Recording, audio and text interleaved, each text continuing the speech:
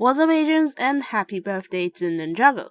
Home speaking is me, Frukowski, and today I'm going to talk about the relationship of me and Ninjago. So before we get started, please give me a thumbs up for this video. If you're new to all of this stuff, please hit that subscribe button and ring that notification bell next to it. And without further ado, let's get right into the video.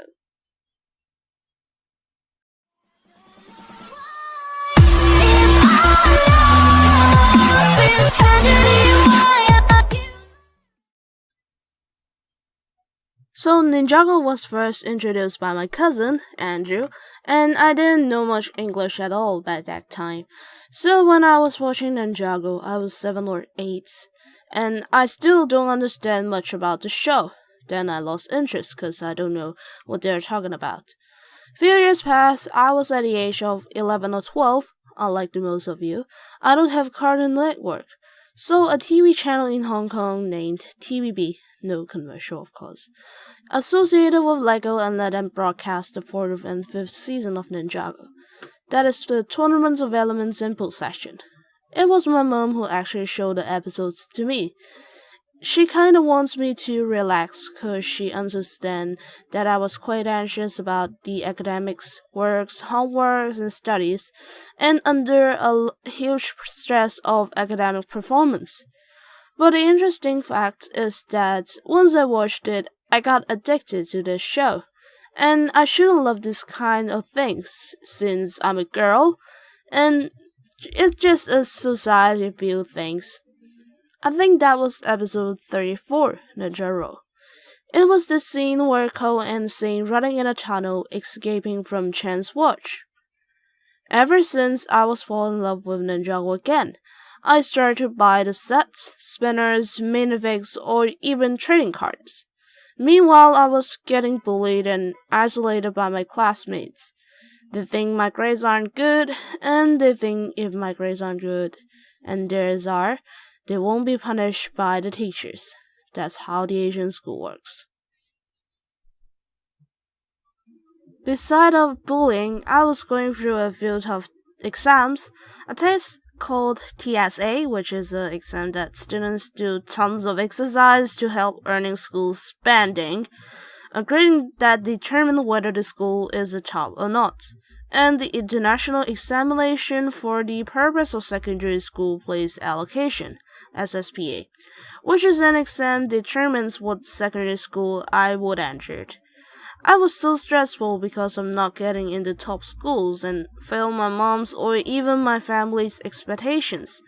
Back then, I even had thoughts and attempts of suicide because I can't meet my parents' targets and I can't face my relatives the fact that I don't get in top schools. In Hong Kong, if you don't get into the top schools, you literally have no chance to enter university and don't get a stable job once you are available. Just another thing in the Asian culture. Eventually, I got into a mediocre school where I am studying at now, and I have a bunch of good friends around me. It was another level of toughness when I was in primary school, which is 6th grade. I started to pretend sick and skip school since it is so stressful that I studied 10 subjects or even more. In the Hong Kong education syllabus, we only got 9 subjects, that is Chinese, English, mathematics, general studies, food and art, religious study, computer literacy, and physical education in primary school sections. In the junior secondary school section, or middle school or junior high for some regions, we got 15 subjects. 7 of them are the same with primary school. Well, general studies is split into 7 sections, which is physics, chemistry, biology, Chinese history, world history, geography, and liberal studies.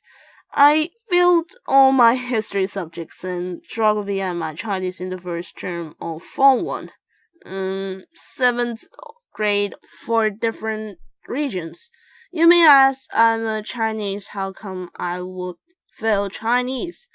Well, Chinese in Hong Kong or even in China wasn't only about testing your writing skills, vocabulary skills, listening skills, or reading skills, we have to read ancient Chinese language that's similar to Shakespeare, which is so difficult that you have to understand the passage, what emotion it gives, or whatsoever.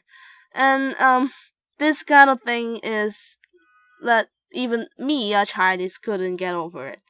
Anyway, that's not the subject of this video. Let's just say if Ninjago didn't exist, I think I wouldn't be alive, and my parents may probably mourning of losing their precious daughter. About 1.5 years ago, I saw a video of Tenafishes, another YouTuber that talks about Lego and Ninjago. It's about the ranking of the seasons. I sort of got a diverse opinion with him, and I tried to email him expressing my feelings and thoughts, not feelings. But weeks passed and he still haven't replied or have any actions at all. So I started with a name called Brakowski, inspired by Emmett from the 2014 Lego movie. And at the same time, I was watching Marvel's Agents of S.H.I.E.L.D. I feel so Asian at that time, so I mixed Brakowski and Asian to my name, and ta-da! Agent Brakowski. I started to learn how to edit a video, how to writing a script, or how to manage a YouTube channel and dealing with academic works at the same time. It was tough in the beginning, but when I get used to it, I start to work faster and having videos once or twice a week. And now here I am, a not so famous but a keen YouTuber. I made this video not just because of telling you how I met Ninjago or whatsoever. I want to bring out a message to you, like Lloyd said.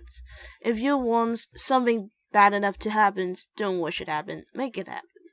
So yeah, pretty much that's all. How did you met Ninjago? And what kind of things did Ninjago change you? Comment down below. If you have any ideas, suggestions, or problems to make, you can contact me with email, Twitter, or Instagram. And see you later, alligator.